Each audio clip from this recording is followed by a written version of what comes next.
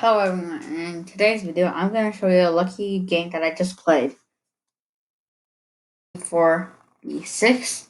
This is called the King's Pawn Opening Owen Defense for b4 Bishop b7, and it's where white uh, gets the full development and blacks develop passively by fianchettoing the bishops. It's like in this position, black has fianchettoed the two bishops. The reason for fianchetto the two bishops is to put the bishop on the long diagonals. Bishop f4, so knight e7, castles, and basically just opening theory right now. Yes. So this move, why I play this move, it's because this actually makes a threat. Can you find it? The threat is knight takes e6, and this forks the whole family. It's check, and you fork the queen, or you could take the rook, but taking the queen wins much faster. Queen d7, well, engine likes passive defense, like bishop c8, but block your rook, but maybe some like queen side expansion and put the rook on b8. I think that's what the computer likes. But no, he defends passively, and Stockfish thinks this is not a good move. And I blundered in this position because if I were to play e takes d6, c takes d6, I would have a +2 advantage. Why? Well, because I'm very active. This queen could come out somewhere like here, and this bishop, it's not very active right now, but it could, when this knight moves, it could go to here. And this knight, when some of these pawns clear, can go to the center, and by doing so, you can also play d5. So, but this position, I actually blundered and played f4. Remember, this is only 3+0 game, so that means 3 minutes for each player, and you get 0 seconds increment. Increment is when you move, how much time you get. So h6, knight h3, and actually this is an in-between move. It's called the in-between move because you get a pawn and you also attack the knight. For example, takes, and takes. What is up a pawn in this position? But this pawn is very weak. And actually, white didn't even lose anything. So yeah, a good chance of winning here.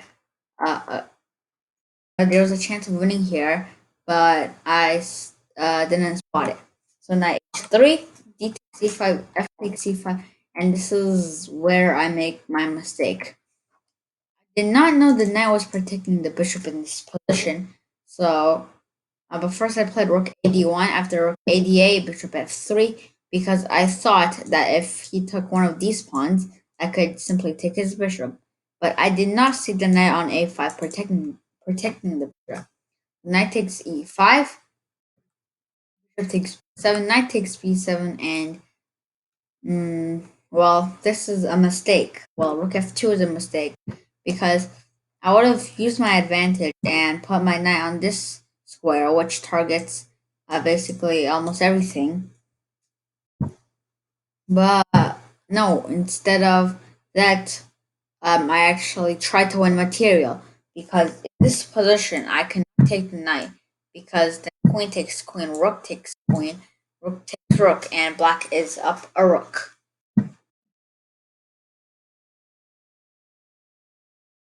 Instead, in this position, rook f2 and knight c4, queen e2, and yes, in this position I was thinking about queen c1, but then I thought this is a bit passive, so I went queen e2 instead.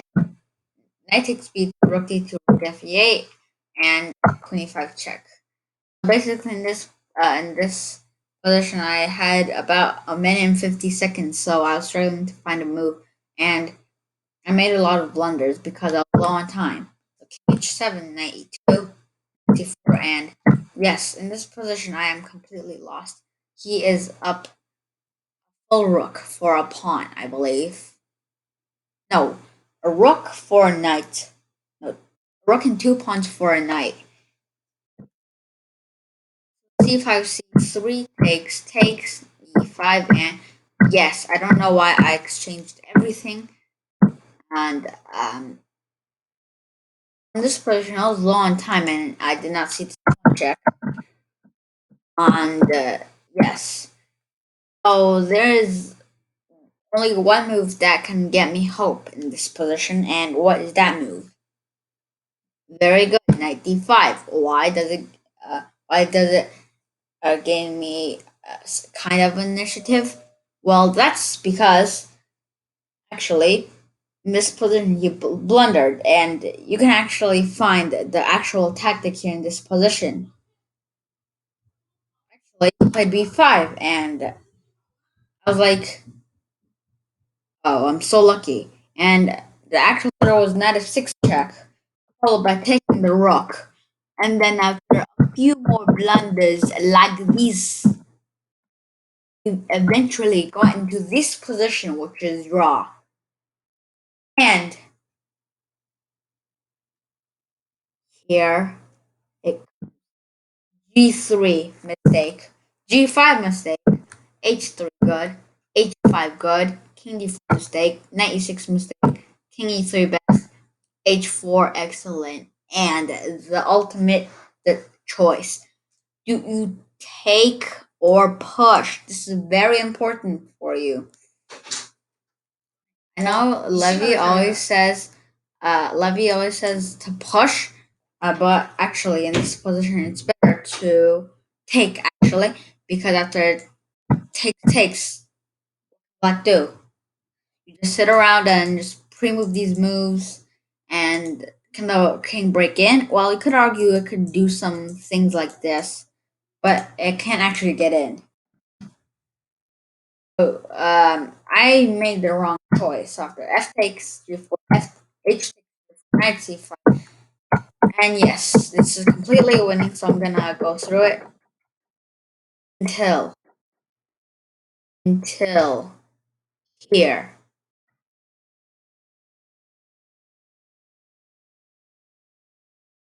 Right here in this position where he did play the best move, but did he not see after king b7, queen c6, and queen c8? What's the instead? He just went totally crazy in queen c7, and actually in this position I only had 2 seconds on the clock. King a8, and he had around 30 seconds, and it was forced mate one. But what happened? I'm so lucky, and this is stalemate. Stalemate is when your king cannot move and neither of your other pieces can move. And yeah, so this is a draw. My opponent was rated at 1600, so this is really lucky to draw against the 1600. So I'll see you in the next video. Bye! Also, make sure to like and subscribe, because I need some subscribers. Please? Okay, please go.